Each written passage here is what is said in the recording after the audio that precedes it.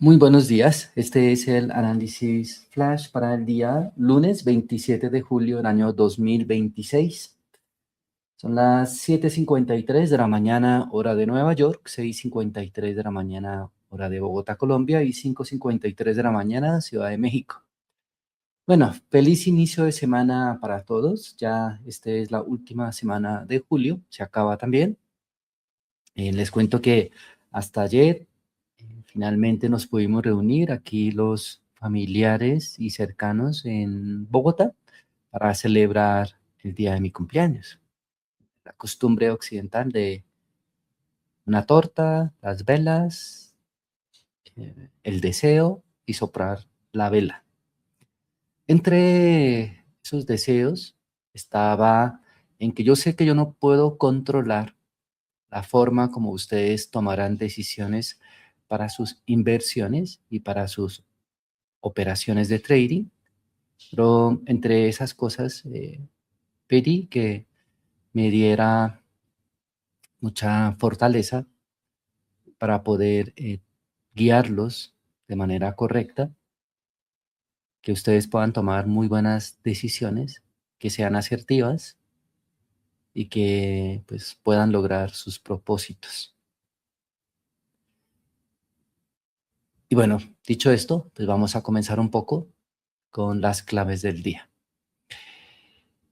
Wall Street arranca esta semana con un fuerte tono risk on, es decir, volvemos a abrir con un gap grande, ¿no? Recordemos que el concepto de risk on y risk off coincide en el que, pues, tanto en un mercado bajista o alcista, cuando cierra gaps, cuando vuelve a las zonas de breakout, se dice que está haciendo un risk off, mientras si vuelve a rebotar o empieza a armar gap up, decimos que se empieza a ver risk on. Bueno, los futuros del Nasdaq 100 suben aproximadamente 1.5 a 1.7%, mientras el Standard Poor's 500 cerca del 1%. ¿Y por qué tanta diferencia? Porque pues las memorias de chip, las semiconductoras, todas las relacionadas a IA están ahí, ¿no? Las tecnológicas, ¿no? Igual, también el Russell 2000 está subiendo con fuerza, todos pues por el alivio geopolítico y la caída del petróleo impresionante, ¿no? De casi 6 a 9%, como lo veremos más adelante. Y el principal catalizador no es Nvidia, no es SanDisk, no es Micron, es la pausa de ataques entre Estados Unidos e Irán. El mercado está interpretando que se abre una nueva ventana diplomática, aunque el riesgo no ha desaparecido y sigue pendiente la situación del estrecho de Hormuz y los ataques en el Mar Rojo. El petróleo se desploma y cambia la lectura de la inflación. Recordemos que este miércoles tenemos la FOMC con Kevin Warsh, que a cambio de los anteriores precedores de la presidencia de la Fed, no dice nada lo que va a hacer. Es la primera vez que el porcentaje de probabilidad, o sea, de lo que la gente cree que va a hacer, está por debajo del 80%. Ayer lo vimos, ¿no? 38. Incertidumbre total, una lotería. El Brent cae entonces un 6 a 9% hacia la zona de 88,91, mientras el WTI retrocede hacia 83 y 85. Esto va a beneficiar, como siempre hemos hablado, a aerolíneas, cruceros, transporte y consumo, pero va a presionar a las del sector petrolera. En cuanto a bono y dólar, acompaña el alivio. El bono de tesorería a 10 años baja a 4.64%. El dólar cede, aunque el descenso del crudo reduce temporalmente el riesgo de una nueva aceleración inflacionaria. Esta es una semana decisiva para la Fed, donde el FOMC anuncia su decisión el día miércoles y el mercado espera tasas sin cambios, pero todavía sigue alrededor de una probabilidad de 38% de una subida de tasas. Michael Hartnett, en el informe que les presenté en el plan de trading, está hablando de que lo correcto sería que hiciera una subida, ¿no? A corto plazo, eso podría, dice que podría ser algo bueno. Vamos a ver, ¿no? Entonces la clave va a estar de cómo interpreta la Reserva Federal el reciente shock energético. Ah, la agenda macro para el día lunes es muy pequeña, pero durante la semana van a llegar los datos de bienes durables, PCE y otras referencias relevantes a datos de inflación. Y obviamente las grandes tecnológicas vuelve al centro del mercado. Recordemos que esta semana reporta Microsoft, Meta el día miércoles, seguidas por Apple y Amazon el día jueves, ¿no? Estas dobles M's, tengan mucho cuidado por la volatilidad. No estoy diciendo que si va a subir o si va a bajar, ¿no? El foco no estará solo en ingresos, sino en si logran justificar el fuerte CAPEX en IA con mayor monetización y flujo de caja. Los semiconductores intentan rebotar, pero el debate sobre la competencia se intensifica. Como ayer en X lo publiqué, el debut bursátil del fabricante de China de memoria CXMT fue explosivo y refuerza la lectura de que China quiere reducir su dependencia tecnológica, aumentando la presión competitiva sobre la cadena global de memorias IHBM. En cuanto a Asia y Europa, acompañan el rally, las bolsas globales suben con liderazgo tecnológico, mientras energía queda rezagada por la caída del crudo. El stock 600 también avanza cerca del 0.5%. En cuanto a notas corporativas, aerolíneas y cruceros lideran el pre-market por menores costes de combustible, petroleras como Exxon y Occidental retroceden. En Europa, AstraZeneca supera expectativas apoyadas por tratamientos oncológicos, mientras Vodafone reporta crecimiento de ingresos. Por lo tanto, hoy la fórmula es petróleo abajo, tasas abajo, Nasdaq arriba, pero el rally de alivio llega justo antes de una semana de enormes riesgos de evento de FOMC, con earnings de Microsoft, Meta, Apple, Amazon y datos de PCE que van a pues, influir en datos de la inflación. También esta sesión de hoy va a favorecer a las tecnológicas, semiconductores, aerolíneas, cruceros y consumo discrecional. La prueba sería si el rebote se sostiene. Bien, vamos a un poco, antes de ir a datos cuantitativos, al mensaje de Brian Garrett, que ayer lo mostramos por encima, pero me parece que es interesante. ¿Sí? Solo unos 3 minutos nada más. Según Brian Garrett, recordemos que él es uno de los eh, analistas importantes de Goldman Sachs. El SPX se ha convertido en un mal proxy del promedio de acción porque hoy hay baja correlación y alta dispersión. Es decir, el índice no luce tan mal, pero muchas carteras sí están sufriendo.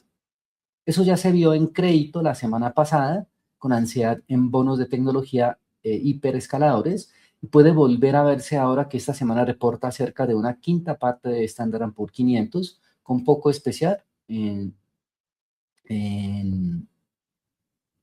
Microsoft, Meta, Apple y Amazon. El segundo punto importante habla de la volatilidad real en acciones individuales, que es mucho mayor de lo que sugiere un VIX cerca de 18. Garrett menciona que ejemplos como el de DRAM, moviéndose en rangos intradía de 13% y un SOX con un rango de 7%, algo enorme considerando el tamaño de las compañías. Incluso el índice pánico saltó fuerte, mostrando que el nerviosismo está subiendo, aunque todavía no se refleja completamente en el índice. En cuanto a flujos, el panorama fue de venta en acciones individuales, especialmente en tecnología y TMT, que fue el sector más vendido y el peor desempeño semanal. Goldman Sachs detecta señales de reducción de posiciones largas y quizás los primeros signos de capitulación en algunas áreas tech.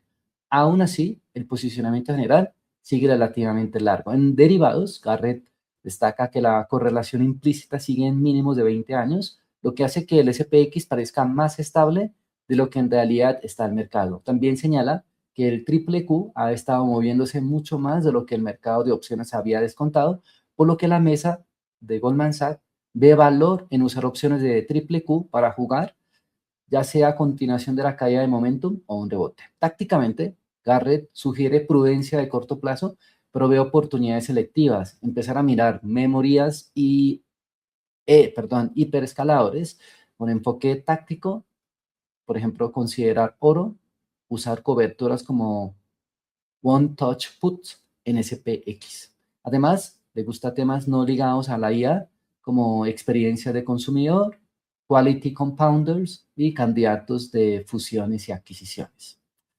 Entonces, finalmente, pues lo que está diciendo es que no está en modo pánico, pero sí en modo cautela táctica, más selectividad, más atención a earnings y más disposición a cubrir el riesgo.